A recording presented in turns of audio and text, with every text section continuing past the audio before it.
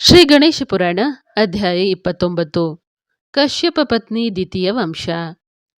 ಪೂರ್ವದಲ್ಲಿ ನಾನು ಕಶ್ಯಪರಿಗೆ ಸೃಷ್ಟಿ ಉತ್ಪನ್ನ ಮಾಡುವ ಆಜ್ಞೆ ಮಾಡಿದೆನು. ಆಗ ಗಜಾನನ ವರಪ್ರಸಾದದಿಂದ ಕಶ್ಯಪರು ತಮ್ಮ 14 ಸ್ತ್ರೀಯರಿಂದ ಅನೇಕ ಪ್ರಕಾರದ ಸ್ಥಾವರ ಜಂಗಮ ಸೃಷ್ಟಿ ನಿರ್ಮಾಣ ಮಾಡಿದರು. ಆ ಸ್ತ್ರೀಯರಲ್ಲಿ ದಿತಿ ಮತ್ತು ಅದಿತಿ ಇವರಿಬ್ಬರು ಶ್ರೇಷ್ಠರಾಗಿದ್ದರು. ಒಂದು ದಿವಸ ಸಾಯಂಕಾಲದ ಸಮಯದಲ್ಲಿ ಹೋಮ ಮಾಡುವ ವೇಳೆ ಸನಿಹ ಬಂದಾಗ ದಿತಿ ಕಾಮಾತುರಳಾಗಿ ಪತಿಯ ಹತ್ತಿರ ಭೋಗಾಪೇಕ್ಷಳಾಗಿ ಬೇಡಿದಳು. ಈ ಸಮಯ ಯೋಗ್ಯವಿಲ್ಲ. ಈ ಸಮಯ ಗರ್ಭ ನಿಂತರೆ ಸಂತತಿ ಒಳ್ಳೆಯದಾಗಿರುವುದಿಲ್ಲ. ಹೀಗೆ ಕಶ್ಯಪರು ಪತ್ನಿಗೆ ಅರುಹಿದರು. ಆದರೆ ಕಾಮಜ್ವರದಿಂದ ವಿಹ್ವಲಳಾದ ಅವಳು ಅದನ್ನು ಕೇಳುವ ಸ್ಥಿತಿಯಲ್ಲಿ ಇರಲಿಲ್ಲ. ನಿರ್ವಾಹವಿಲ್ಲದೆ ಕಶ್ಯಪರು ಅವಳ ಇಚ್ಛೆಯನ್ನು ಪೂರ್ಣ ಮಾಡಿದರು. ಮುಂದೆ ದಿತಿಗೆ 2 ಪುತ್ರರಾದರು.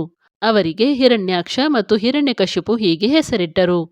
ಪಿತನಿಂದ ಶಂಕರನ ಪಂಚಾಕ್ಷರಿ ಮಂತ್ರದ ಉಪದೇಶ ಹೊಂದಿ ಅವರು ತೀವ್ರ ಘೋರ ತಪಶ್ಚರ್ಯ ಮಾಡಿದರು. ಆ ತಪಶ್ಚರ್ಯದಿಂದ ಸಂತುಷ್ಟನಾದ ಶಂಕರ ಅವರಿಗೆ ವರ ಕೊಡಲು ಬಂದನು. ಆಗ ಹಿರಣ್ಯಕಶಿಪು ತನಗೆ ಯಾರಿಂದಲೂ ಹಾಗೂ ಯಾವುದೇ ಪ್ರಸಂಗದಲ್ಲಿ ದಿವಸ ಅಥವಾ ರಾತ್ರಿ ಪೃಥ್ವಿಯಲ್ಲಾಗಲಿ ಇಲ್ಲವೇ ಸ್ವರ್ಗದಲ್ಲಾಗಲಿ ಮರಣ ಬರಬಾರದೆಂದು ಶಂಕರನಿಂದ ವರ ಪಡೆದನು. ಶಂಕರನು ಅವನಿಗೆ ವರ ಕೊಟ್ಟನು. ವರ ಪಡೆದು ಮೊದಲು ಸ್ವರ್ಗಕ್ಕೆ ಹೋಗಿ ಇಂದ್ರನನ್ನು ಓಡಿಸಿ ಸ್ವರ್ಗದ ರಾಜ್ಯ ಪಡೆದನು. ಹಿರಣ್ಯಕಶಿಪುವಿಗೆ ಪ್ರಹ್ಲಾದ ಹೆಸರಿನ ಪುತ್ರನಾದನು. ಅವನು ದೊಡ್ಡ ವಿಷ್ಣು ಭಕ್ತನಾದನು.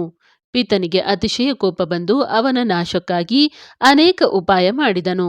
ತನ್ನ ಭಕ್ತನನ್ನು ಹಿರಣ್ಯಕಶಿಪು ತೊಂದರೆ ಪಡಿಸುತ್ತಿರುವುದನ್ನು ನೋಡಿ ಸಹಿಸಲಾರದೆ ವಿಷ್ಣುವು ನಾರಸಿಂಹ ರೂಪ ಧಾರಣ ಮಾಡಿ ಸಾಯಂಕಾಲದ ಸಮಯ ಅವನನ್ನು ತನ್ನ ತೊಡೆಯ ಮೇಲೆ ತೆಗೆದುಕೊಂಡು ಬಾಗಿಲ ಹೊಸ್ತಿಲ ಮೇಲೆ ಕುಳಿತು ತನ್ನ ತೀಕ್ಷ್ಣ ನಖಗಳಿಂದ ಆ ರಾಕ್ಷಸನ ಹೃದಯ ಹರಿದು ಅವನ ಪ್ರಾಣಹರಣ ಮಾಡಿದನು.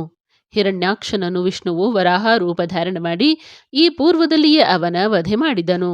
ಪ್ರಹ್ಲಾದನಿಗೆ ವಿರೋಚನ ನಾಮಕ ಪುತ್ರನಾಗಿದ್ದನು. ಅವನ ಪುತ್ರ ಬಲಿ.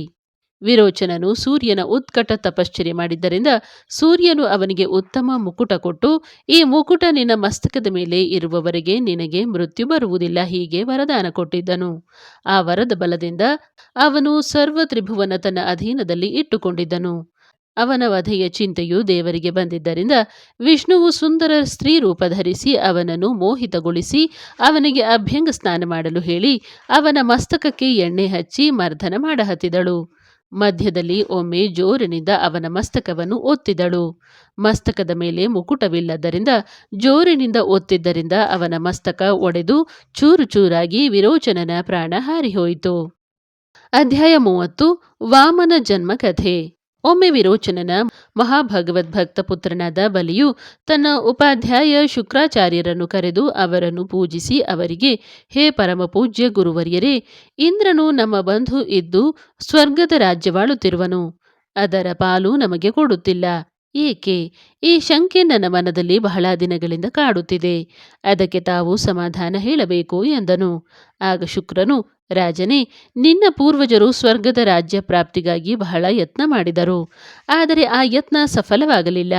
ಯಾರು 100 ಯಜ್ಞ ಮಾಡುವರೋ ಅವರಿಗೆ ಇಂದ್ರಪದ ಪ್ರಾಪ್ತವಾಗುವುದು. ಅದಕ್ಕೆ ನೀನು 100 ಯಜ್ಞ ಮಾಡು. ಈ ಸರಳವಾದ ಮಾರ್ಗದಿಂದ ನೀನು ಸ್ವರ್ಗದ ರಾಜ್ಯ ಪ್ರಾಪ್ತಿ ಮಾಡಿಕೊಳ್ಳು ಎಂದು ಹೇಳಿದನು. ಈ ಉಪದೇಶದಿಂದ ಬಲಿಯು ವಸಿಷ್ಠ, ಭೃಗು ಇತ್ಯಾದಿ ಋಷಿಗಳನ್ನು ಕರೆದು ಅವರಿಂದ ಯಜ್ಞ ಪ್ರಾರಂಭಿಸಿದನು. ಆ ಋಷಿಗಳು ಪೂರ್ವ ದಿಶೆ ಸಾಧಿಸಿ ಯಜ್ಞಕುಂಡ ನಿರ್ಮಾಣ ಮಾಡಿದರು. ನಂತರ ಅವರು ಮಾತೃಕ ಹಾಗೂ ಮಂಡಪ ದೇವತೆಗಳ ಸ್ಥಾಪನೆ ಮಾಡಿದರು. ಬಲಿಯು ತನ್ನ ಪತ್ನಿ ಸಹಿತ ಶುಭ ವಸ್ತ್ರ ಪರಿಧಾನ ಮಾಡಿ ಯಜ್ಞ ದೀಕ್ಷೆ ಪಡೆದನು. ಅವನ ಪ್ರಧಾನಿ ಹಾಗೂ ಸರ್ವ ಪ್ರಜಾಜನರು ಅವನಿಗೆ ಅನುಕೂಲರಾಗಿದ್ದರು.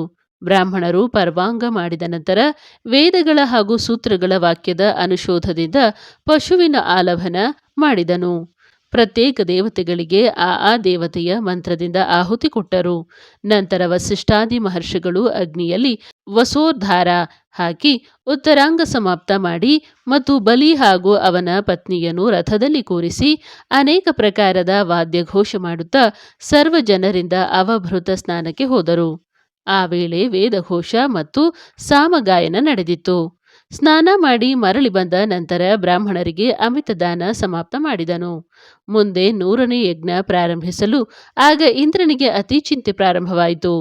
ಆ ಪ್ರಸಂಗದಲ್ಲಿ ಕ್ಷೀರಸಾಗರದೊಳಗೆ ವಾಸ ಮಾಡುವ ಲಕ್ಷ್ಮಿ ಯಾರ ಪಾದ ಸಂವಾಹನ ಮಾಡುತ್ತಿರುವಳೋ ನಾರದ, ತುಂಬುರ, ಗಂಧರ್ವ ಅಪ್ಸರ ಯಾರ ಗುಣಗಳ ಸ್ತವನ ಮಾಡುವರೋ ಅಂತಹ ವಿಷ್ಣುವಿನ ಸ್ಮರಣೆ ಇಂದ್ರನು ಮಾಡಿದನು.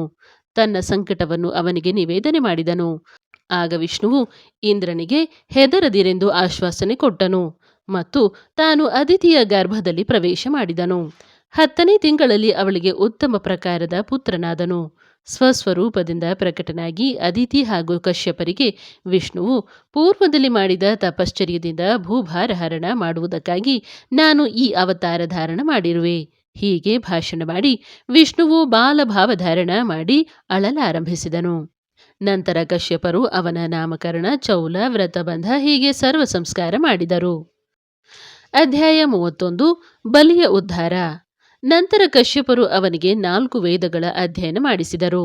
ಒಂದು ದಿನ ಪಿತನಿಗೆ ವಾಮನನು, ಹೇ ತಂದೆ, ದೇವತೆಗಳ ದುಃಖ ಯಾವ ರೀತಿಯಿಂದ ನಾಶ ಹೊಂದುವುದು, ಇದನ್ನು ನನಗೆ ಹೇಳಿರಿ ಎಂದು ವಿಚಾರಿಸಿದನು.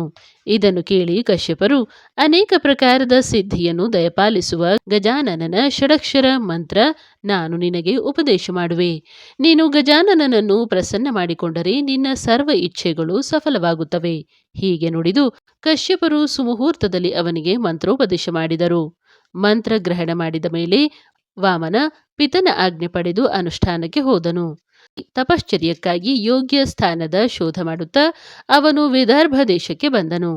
ಅನೇಕ ಪ್ರಕಾರದ ವೃಕ್ಷ ಲತೆಗಳಿಂದ ಯುಕ್ತ ಮತ್ತು ಸುಂದರ ಸರೋವರಗಳಿಂದ ಶೋಭಿಸುತ್ತಿರುವ ಅಂಥ ಒಂದು ರಮ್ಯ ಪ್ರದೇಶ ಕಂಡು ಅಲ್ಲಿ ಪದ್ಮಾಸನ ಹಾಕಿ ಕುಳಿತುಕೊಂಡು ವಾಮನನು ತಪಶ್ಚರ್ಯ ಪ್ರಾರಂಭಿಸಿದನು.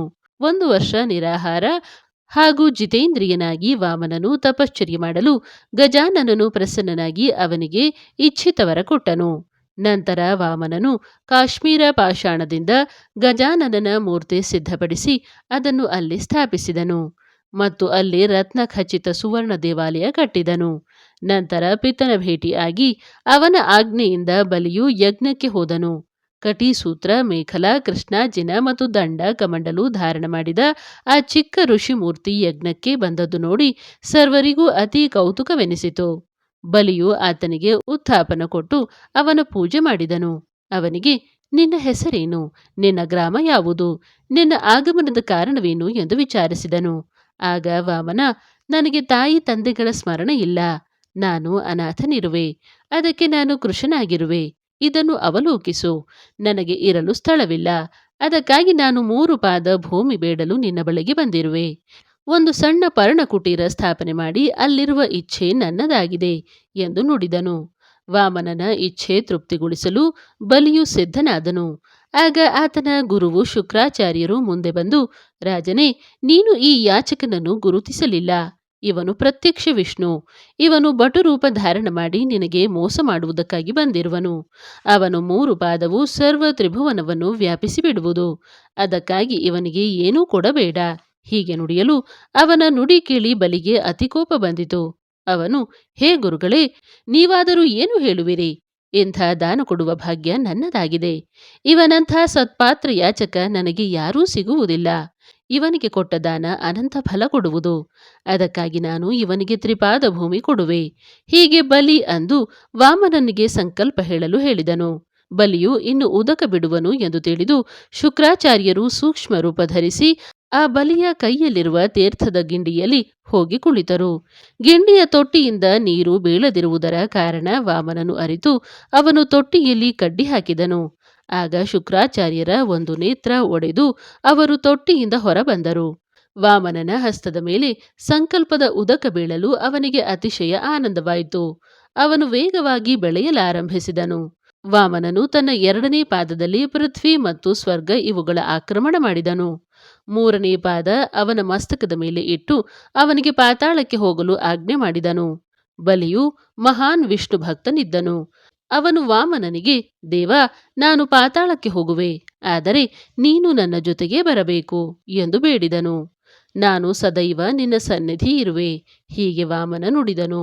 ಅವನು ಅದೋಷ ಹೆಸರಿನ ನಗರದಲ್ಲಿ ಈ ಮೂರ್ತಿ ಸ್ಥಾಪಿಸಿದನು. ಅದರ ಪೂಜೆ ಮಾಡುವವರ ಸರ್ವ ಇಚ್ಛೆ ಪೂರ್ಣವಾಗುವುದು.